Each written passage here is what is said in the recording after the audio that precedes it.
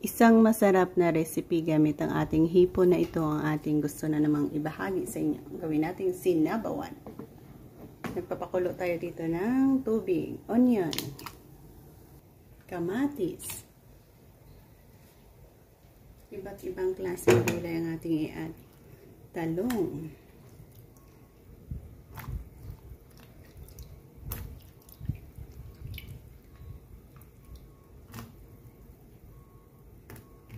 okra, sitaw,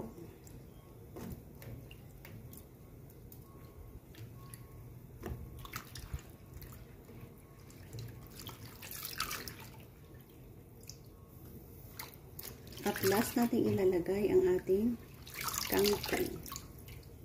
Cover, hayaan natin hanggang sa maluto ang mga gulay na yan. Mag-add tayo dyan ng ilang piraso lang na ating hipon.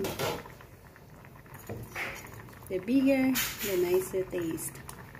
Malalaki rin kasi.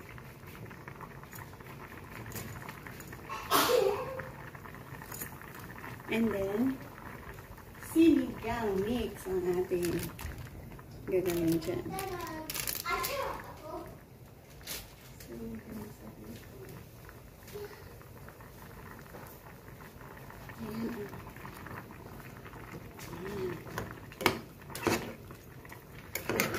Konting asin.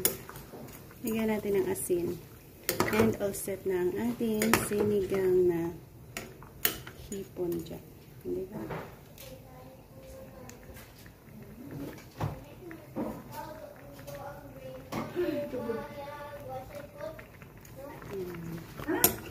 Thank you again, guys. God bless and happy eating kami dito sa ating simpleng pamamaraan. Mayroon tayong gulay at sarap na.